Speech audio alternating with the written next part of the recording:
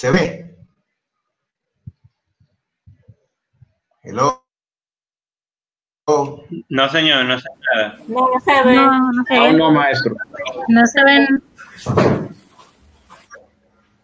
No se ve el documento que dice destilación.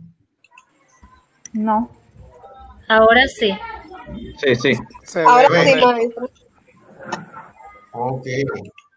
Pues bien, este documento que es muy largo, yo se los envié al correo, no sé Sí, si algún- sí. sí. Muy interesante. No, Envíenmelo, por favor. sí, ¿de quién me habló? Catherine. Catherine.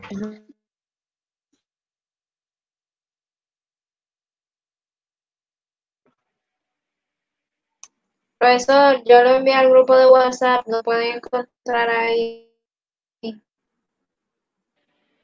Gracias.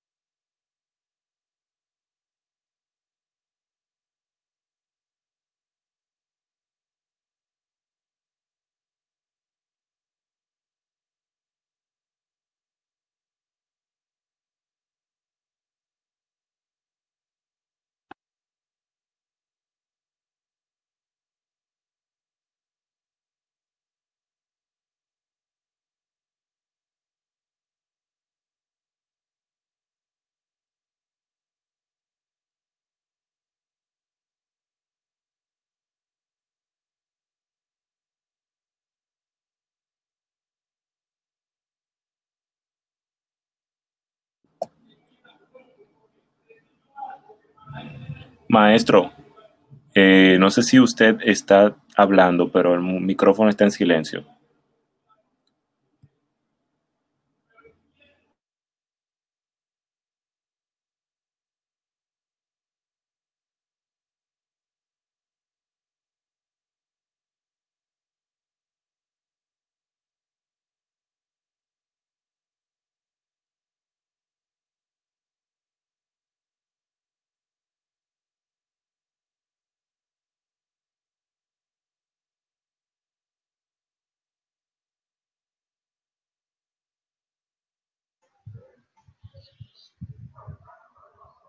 Marielis, me quitaste el micrófono, yo sé que fue sin querer. Le estaba diciendo, ya se oye. Ahora sí, maestro. Sí, Sí. Sí, se oye. Le estaba diciendo que este documento comienza con una cosa que a mí me gusta mucho, que es la historia, la historia de las cosas. Y esta es la historia, hace un breve recuento de la historia del método de McKay-Thiele. Cómo sus autores, McKay y Thiele, cuando lo publicaron y demás, eso fue en el 1925. Tienen que creerme, yo no estaba nacido. Y ese tipo de información a mí me encanta cómo las cosas suceden, me encanta conocer eso. Pero además el documento yo lo encuentro muy bueno en cuanto a que aclara muchas cosas fundamentales, hace mucha, eh, dice, ¿verdad? Define lo que es fase, entalpía, presión de vapor, dice presión de vapor de sustancias puras. Bueno, yo lo digo un poquitito diferente. Yo digo, presión de vapor está definida para sustancias puras. Una mezcla puede tener presión, ¿verdad? Puede generar vapor y hacer presión, pero entonces, claro, se puede decir que la presión de vapor de la mezcla, pero esa presión de vapor de la mezcla está compuesta por las presiones de vapores de sus constituyentes. O sea, la sustancia pura tienen presiones de vapores, inclusive que están publicadas en los...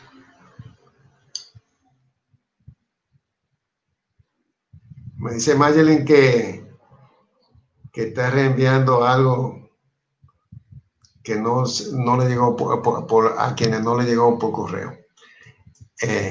Como les decía, habla de presión de vapor, de líquidos imisibles. Como ustedes sabrán, hay líquidos que son imisibles, aceite de cocinar y agua. No se mezclan. A propósito, cuando uno dice que no se mezclan, uno está diciendo a grandes rasgos, porque uno deposita agua y aceite vegetal de cocinar en un mismo recipiente y lo mueve y lo deja reposar. Entonces se producen dos fases: la fase acuosa, que es más pesada y se va al fondo, y la fase aceitosa, que es más liviana y queda arriba. Y la división se ve clara. Si el recipiente es transparente, se ve que hay dos fases.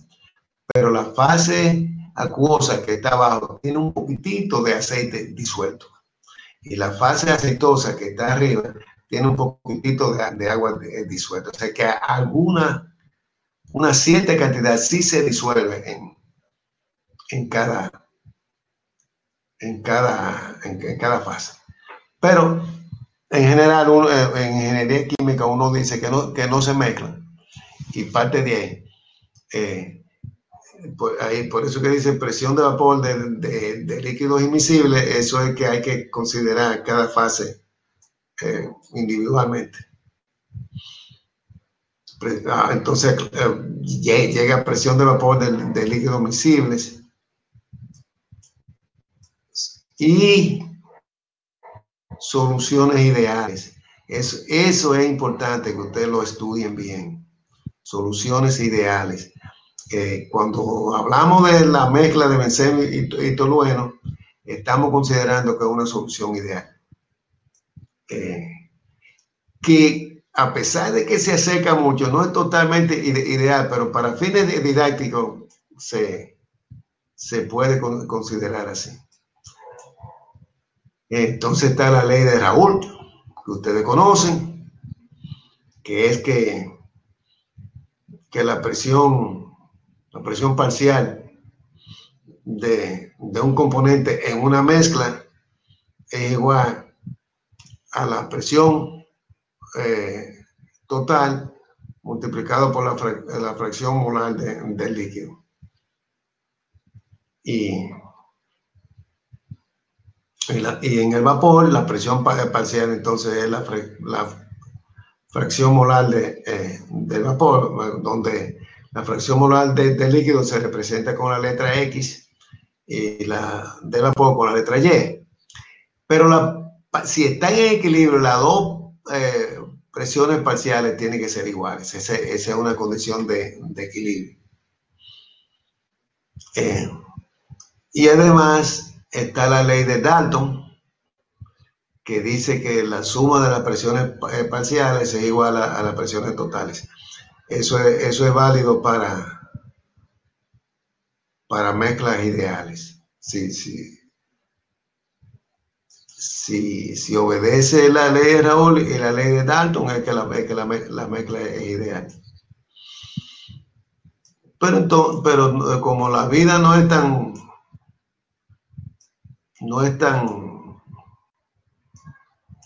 fácil, la mayoría de las mezclas no son ideales ni obedecen tantas cosas. Entonces hay que corregirlas. Y ellos, aquí los autores del trabajo pasan a explicar la no idealidad un poco más abajo. Esto es X.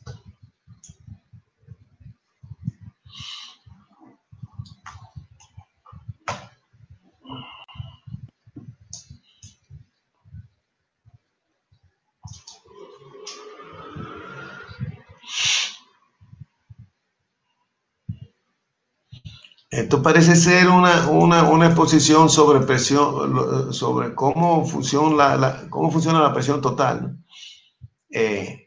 La mezcla, a ver, ¿de qué estamos hablando? Benceno tolueno, ese es el sistema clásico. Benceno tolueno.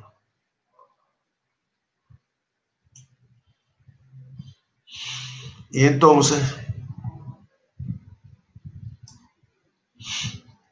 aquí tenemos, eso es benceno, perdón, tolueno puro, donde esa es la presión de vapor de tolueno puro. Aquí abajo es benceno puro. Esa es la presión de vapor. Tiene que estar definida a una temperatura dada.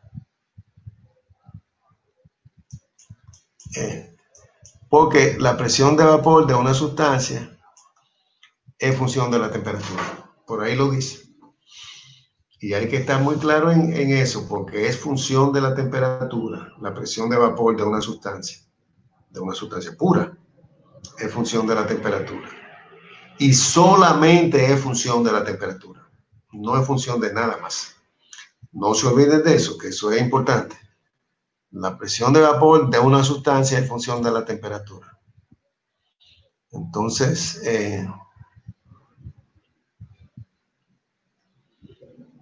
aquí tenemos que tener una temperatura definida. Aquí, sí. Parece que 110. Entonces,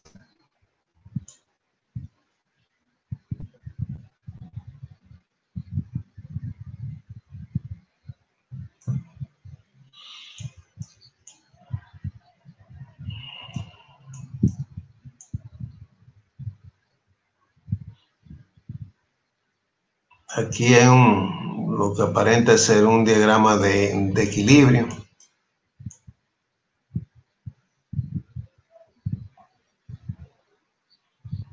Yo quiero que ustedes revisen este trabajo. Hay alguna cosa que yo le voy a pedir que no la analicen mucho todavía, que es cuando ellos entran al tema de, mira, hay un diagrama de fase, cuando ellos entran al tema de la eficiencia de platos.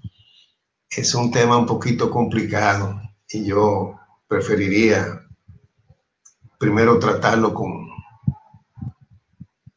cuidado, siguiendo el programa nuestro. Que a propósito, yo espero que ustedes lo sigan escudriñando y me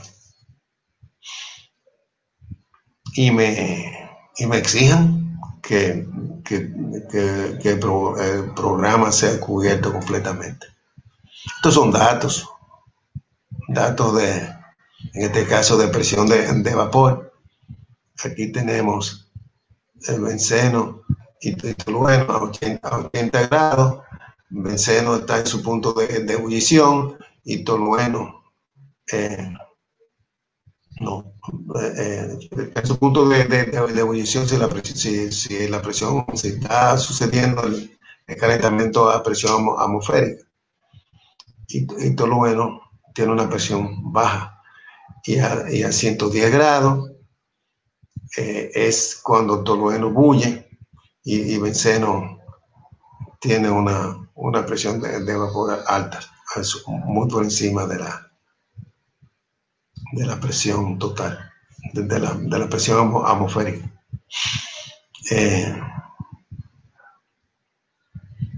Y ahí, entonces, con esos datos ellos hacen ejercicio. Tiene la intención de construir el diagrama de fase. Esa es la línea de equilibrio que no toma en cuenta la temperatura, que está hecha a una presión dada. Aquí habla de la temperatura de rocío. O sea, el documento es muy bueno. No me gusta mucho cuando toca el tema de la eficiencia de los platos. Es un documento largo que yo quiero que ustedes lo estudien y me hagan preguntas específicas sobre él. Esto parece ser un sistema que tiene un azeótropo. A ver cuál es.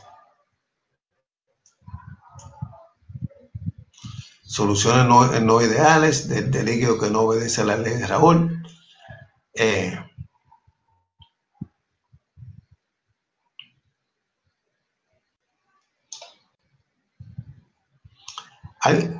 La ley de Raoul es una ley de sistemas ideales. La ley de Henry ajusta.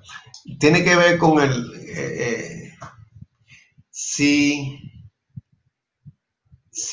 el sistema es ideal es porque la concentración de uno de los componentes está tiene el sistema tiene una concentración tal que el componente está rodeado de su propio de su propia por decirlo concretamente, es mucho benceno y poco tolueno. En esa situación, el benceno se puede comportar idealmente porque las moléculas, si se puede decir así, de benceno, no están afectadas por la de tolueno porque no hay mucho tolueno. Entonces, el benceno se comporta como la ley acorde con la ley de Raoul, y el tolueno se comporta acorde con la ley de Henry, que hay que hacer como un ajuste empírico. Eso es básicamente lo que hay. Y entonces el documento sigue cuando llega a una situación de no idealidad, donde se define lo que es fugacidad para los vapores y gases, y fugacidad pasa a ser una especie de presión o presión parcial que es corregida por una situación de no idealidad y se aplica a los gases y vapores. Y el otro correctivo es la actividad que es para los líquidos.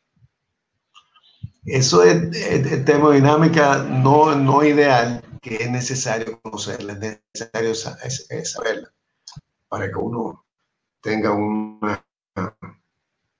conocimiento completo de la termodinámica química.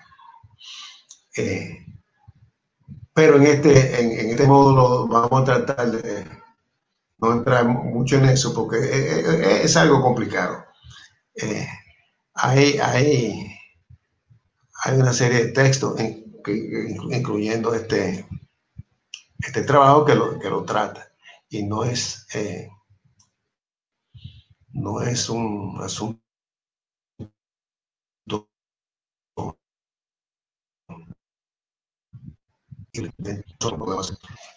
entonces yo le voy a pedir que vean este documento con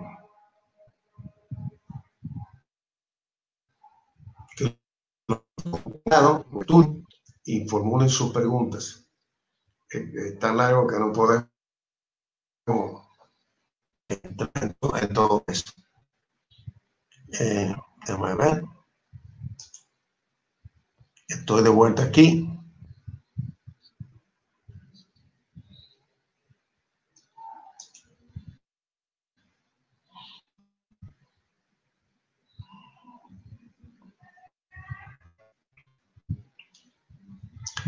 Bien, entonces, volviendo a destilación, ya en términos más llanos.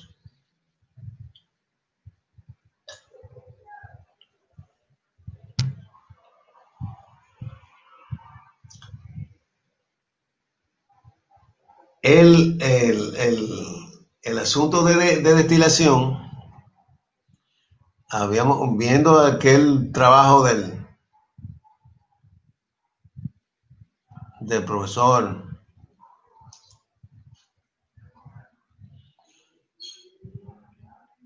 del profesor europeo que yo le mandé y prometí mandarle la versión en inglés. Voy a cumplir con eso, con eso. Pero volviendo a ese trabajo,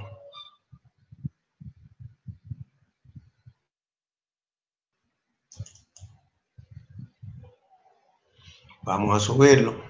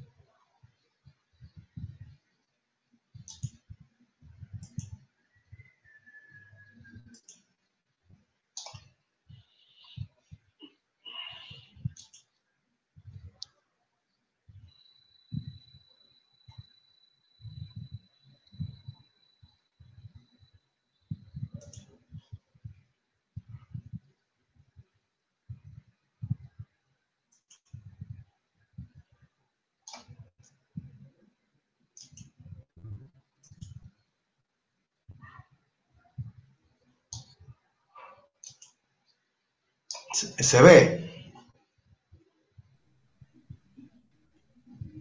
No. Jóvenes,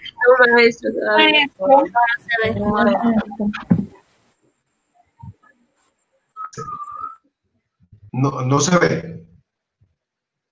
Ahora se ve. Oh, se comenzó a ver. Es que parece que se tarda un ratito. Pues volviendo a este trabajo que ya ustedes lo han visto, yo quiero ver lo que ellos llaman los casos extremos. Lo que él llama es un solo autor.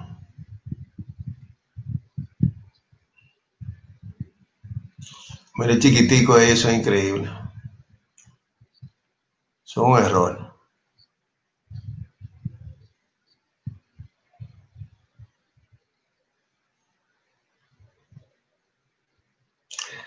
Especificaciones extremas. Ok.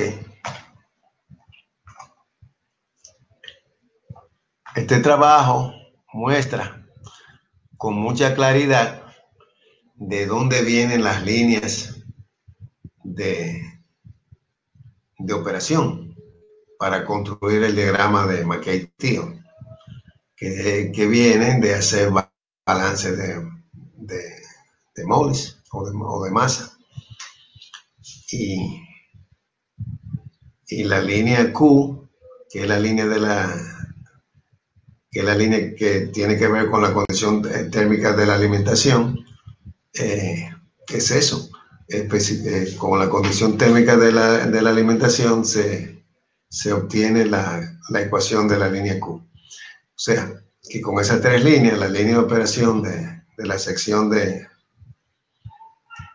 rectificación, la línea de operación de la sección de agotamiento y la línea Q, que es en la línea Q que las otras dos se interceptan,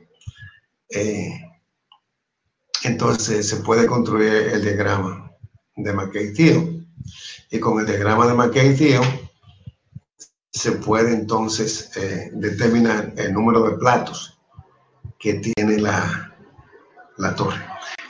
Pero antes de eso, hay que saber, antes de construir el diagrama de Mercator, hay que saber cuál es el reflujo, cómo se determina el reflujo. Y en ese sentido, es que tenemos que ventilar lo que este trabajo llama especificaciones extremas. Habla aquí de la alimentación, que puede ser todo vapor o subfría, en fin, que esos son condiciones extremas de alimentación. Pero hay otras situaciones extremas. Por ejemplo, el reflujo total. ¿Qué se quiere decir con reflujo total? El reflujo total es cuando el vapor que sale por la parte superior de la torre y que entra al condensador. Es 100%. Sí. ¿Quién fue que habló? Bueno. Es cuando el vapor que sale por la parte superior de la torre y entra al condensador, en operaciones normales, ese condensador, el flujo, cuando uno está haciendo cálculos para determinar algunas cosas, uno se plantea esa condición de reflujo total, que es que no hay destilado, que todo el vapor que sube hacia arriba de la torre y sale hacia el condensador, todo ese condensado se regresa a la torre en forma de reflujo. No hay destilado.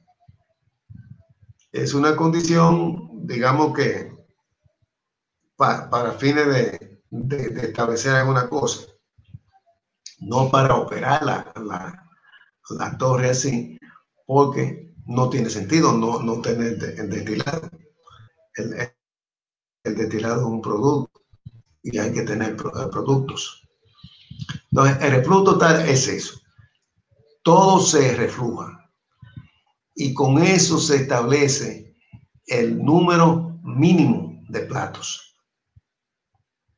Porque así ustedes hacen ejercicio de destilación con el método de Mercator, se van a dar cuenta que mientras más reflujo, es menos platos. Se necesitan menos platos para obtener la misma separación. O sea, hay que entender algo. La separación es un problema de destilación. Se fija, es una condición del diseño. Es decir, en el diseño de una torre de destilación le especifican a uno la alimentación, su composición, su flujo y su condición térmica. Básicamente esas tres cosas. Y especifican cuál debe ser la separación.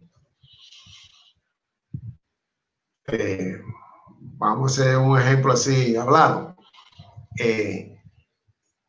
Vamos a suponer que la alimentación sean 100 kilogramos mols por hora de una mezcla de benceno y tolueno, 40% benceno, fracción molar 0.4 y 0.6 fracción molar de tolueno, y que la alimentación entra en su punto de burbuja a presión atmosférica. Ahí se ha especificado la alimentación. Repito, flujo, composición y condición térmica. Con esas tres se especifica la alimentación de la torre. Pero también el que está interesado en separar benceno y tolueno, por ejemplo, tiene que especificar qué separación quiere.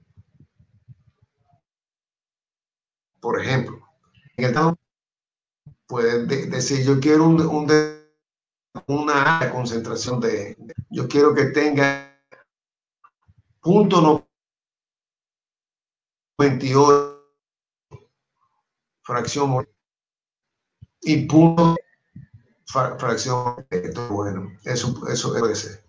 Y en el fondo, mencionamos ayer, el benceno es un componente valioso también, igual que el tolueno. Entonces, yo quiero una alta concentración de tolueno en el fondo. Yo quiero que tenga 0.05 de benceno y 0.95 de tolueno. Fíjense que mencioné el benceno primero, porque cuando se está haciendo el trabajo de balance de masa y de moles, se usa la composición del componente más volátil. En este caso es el benceno, donde arriba decimos que queremos 0.98, X igual a 0.98, y abajo decimos que queremos X igual a 0.05. Es decir, arriba 98% benceno, abajo 95% tolueno. Hay que especificar la separación. Hay que especificar la composición de los productos. Entonces, con el flujo de la alimentación y la composición de la alimentación y la condición térmica de la alimentación y las composiciones de los productos, es que se diseña la torre, la columna de destilación. ¿Cómo se elige el reflujo? Esa es una pregunta clave. No es sacado de la manga, es producto de un análisis de costos.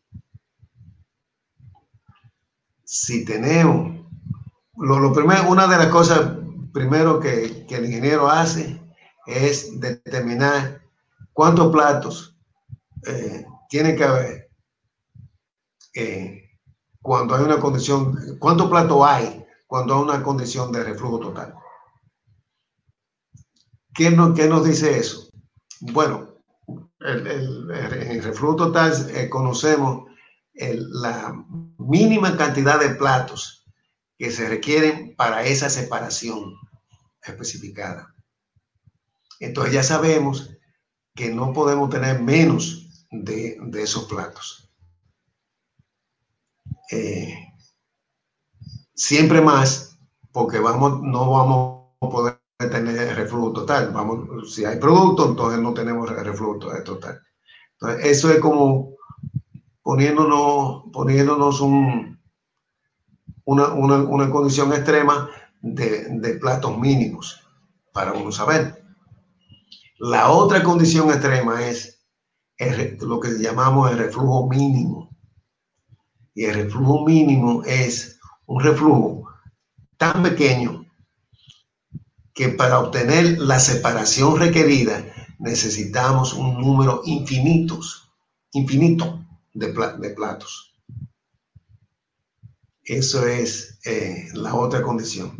Entonces, esas dos cosas lo podemos determinar rápido, inclusive con el diagrama de McKay-Thiele. En este trabajo está explicado, debe estar explicado por ahí arriba, ambas cosas. Ese es el diagrama ya terminado para esta composición de destilado que parece ser 0.9 y esta composición de fondo que parece ser punto 1. Una separación bastante fácil.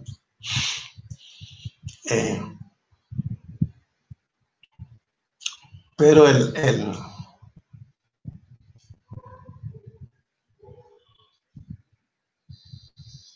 a ver, así como se determina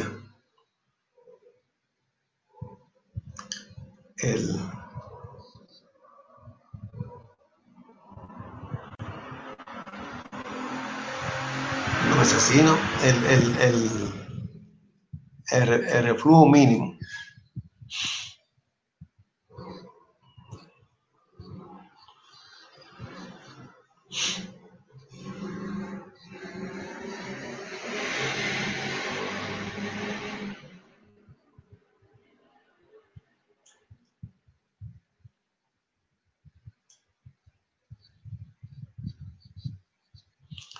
No encuentro el reflujo mínimo.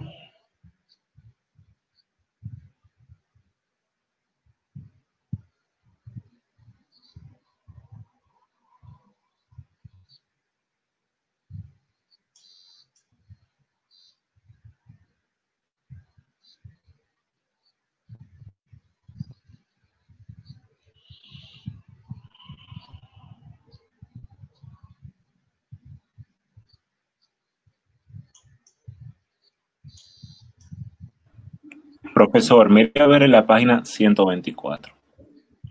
¿De cuál trabajo?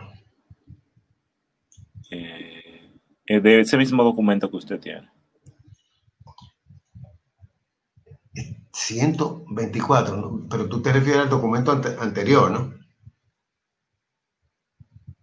Este no tiene 124. Disculpe, sí. Solamente tiene 9 hojas. Es de la anterior. Sí. Tiene como 4 páginas. Bueno, sí, puede ser que el otro esté. Yo pensaba que estaba aquí, no lo vi, no sé qué pasó.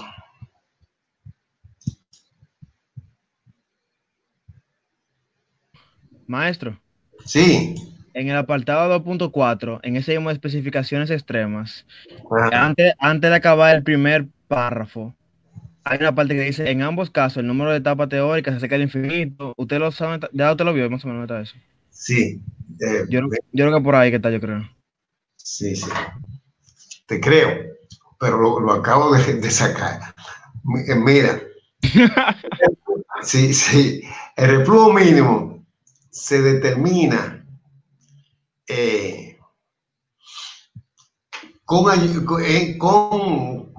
con participación, con ayuda del diagrama de McKay-Thiele, porque es un reflujo pequeñito, ¿no? Donde la relación de reflujo, que L sobre D, es pequeña. L es reflujo y D es el destilado. Y entonces eso hace que la línea de operación de la sección de rectificación tenga una pendiente, una pendiente pequeña. Y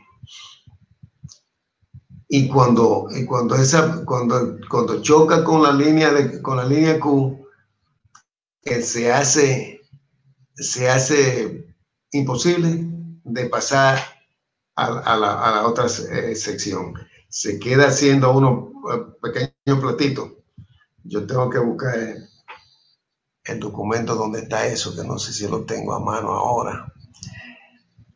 Pero el punto es este, que una vez se determina el reflujo mínimo, hay que usar un reflujo mayor que el reflujo mínimo, o si no, no se podría obtener producto porque no hay posibilidad de construir una torre que sea más alta que la torre de Babel, qué sé yo, de 850, 900 platos. No hay esa posibilidad. Entonces, se utiliza un reflujo de operación mayor que el reflujo mínimo. Es obligado. El reflujo mínimo es solo para saber que tenemos que estar por encima de ese. Igual que el reflujo total, que nos da el número de platos mínimos, y es para saber que la cantidad de platos que vamos a obtener va a estar por encima de ese número de platos mínimos. Bueno, así ocurre con el reflujo mínimo. Lo determinamos y usamos un reflujo por encima. Entonces, la pregunta es, ¿qué tanto por encima? 1.5 veces, 2 veces, 3 veces. Profesor, entonces, eso sería como unos parámetros que usted tendría para, dentro de ese rango, hacer la evaluación económica y entonces ahí determinar cuál sería el reflujo. Correcto. Estoy hablando de lo que yo... Argenis. Argenis dio en el clavo, ¿no? Se trata de una decisión económica, de una decisión que donde están involucrados los costos. Funciona así y se puede ver con mucha claridad con el diagrama de McKay-Thiele. Yo les voy a proporcionar información sobre eso concreta. Funciona que a un reflujo apenas por encima de reflujo mínimo vamos a tener muchos platos, pero el calor que hay que proporcionar en el fondo de la torre va a ser con un reflujo pequeño, va a ser pequeño, y el calor de condensación que vamos a tener que retirar en el tope de la torre también va a ser pequeño. O sea que el costo de operación a un reflujo pequeño va a ser bajo. En cambio, la torre misma, la inversión de capital en la torre puede ser costosa porque vamos a tener muchos platos. Una torre muy alta que va a tener muchos platos, pero además va a ser difícil de construir y de colocar en su sitio. Una torre que probablemente va a tener que ser amarrada para que los vientos no la tumben. Eso estamos hablando de una torre muy, muy alta, de un diámetro pequeño, porque bajo reflujo, diámetro pequeño y muchos platos. Mucho reflujo, diámetro grande y pocos platos. Muchos platos significa mucha altura, en pocos platos, poca altura. Entonces, la configuración de la torre cambia y así cambia su costo. La inversión de capital en el equipo. Entonces, esa es la idea de determinar el reflujo mínimo para ver que a partir de ese reflujo, cuál va a ser el reflujo que vamos a usar. Como dije, va a ser 1.5 veces el reflujo mínimo. Va a ser 2 veces. ¿Cuánto va a ser? Bueno, esa es una decisión económica. Hay que hacer, aunque ustedes no lo crean, un estudio económico para determinar lo que se llama el reflujo óptimo.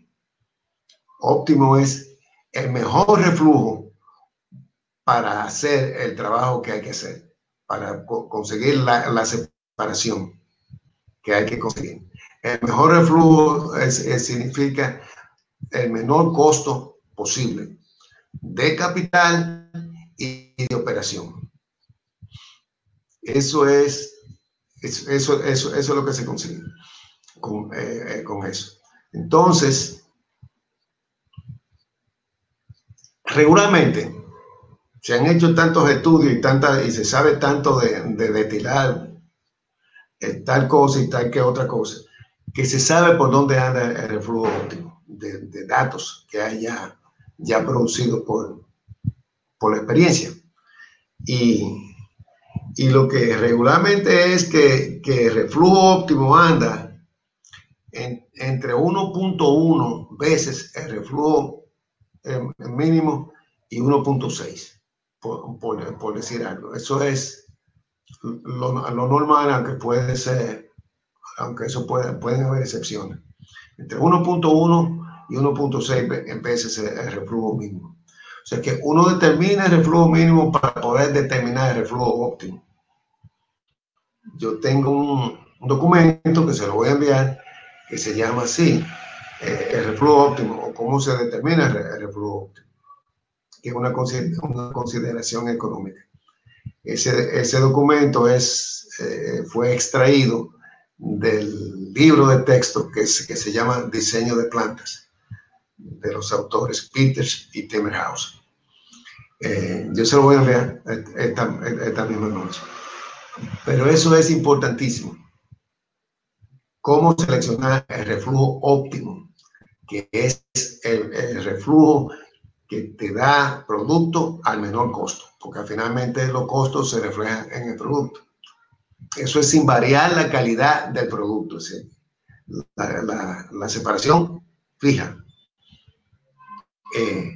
Y entonces se hace ese estudio rápido y se consigue el reflujo óptimo. Eso para nosotros es importantísimo porque ya le dije hace un par de días que prácticamente todo lo que se hace, lo que el ingeniero químico o los otros ingenieros civiles, mecánicos, eléctricos, todo lo que hacen los ingenieros tienen que tomar el costo en consideración. No estamos haciendo cohetes para la luna, compitiendo con otra nación, y entonces en ese caso no importa el costo. Eso es la NASA. La NASA que le vamos a ganar a los rusos y no importa el costo. No, si uno hace una planta, si el ingeniero químico, que es quien diseña y supervisa la construcción y operación de una planta, esa planta tiene que hacerse bajo la mirada estricta de costos. De lo contrario, no se van a producir productos competitivos. Tan sencillo como eso. De modo que eso es algo que ustedes tienen que siempre tener en la vista, en la mirilla, de que no se puede hacer nada sin considerar costos. Me refiero a obras de ingeniería. No hay posibilidad. Inclusive las obras públicas se consideran los costos, aunque las obras públicas no son tan estrictas, ¿verdad? Hay una relación en ingeniería económica que se llama beneficio-costo, que para obras de fines con fines de lucro tiene que tener una relación beneficio-costo alta, muy por encima de 1. Mientras que las obras públicas puede ser 1, porque tiene un componente social y entonces es más flexible. Pero fíjense que yo dije que hasta las obras públicas tiene que ser la relación beneficio-costo por lo menos 1. Es decir, si van a hacer un camino vecinal, un puente, hay formas de cómo evaluar la relación beneficio-costo. Entonces, volviendo a destilación, hay que determinar para el diseño de una torre el reflujo óptimo. Imprescindible, totalmente imprescindible. Déjame ver si yo encuentro ese documento, pero no sé si lo tengo a mano así rápido. Voy a ausentarme un momentito.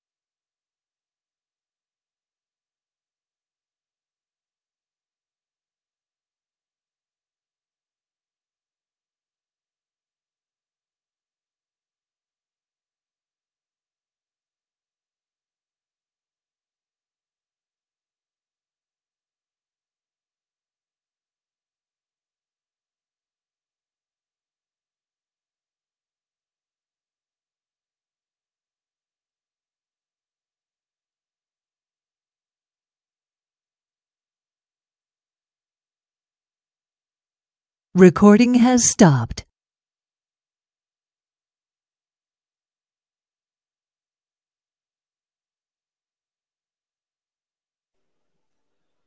¿Me escuchan o me quedé en el aire? Te escuchamos.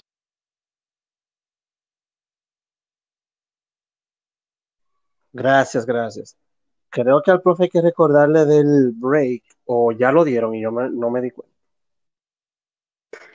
No, aún no han dado el break.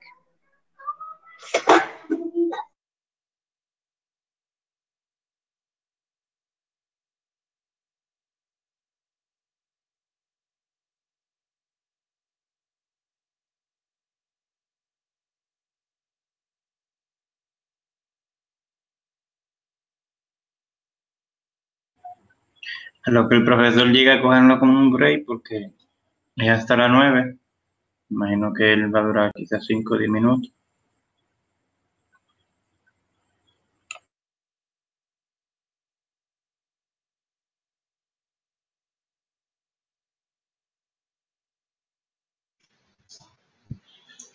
Jóvenes, sí, sí, de repente me ausenté un momentito, pero sí, podemos coger un brequecito de, ahora son las 6, las 7:53, dice el reloj este. Vamos así hasta las 7 y poco. ¿Está bien?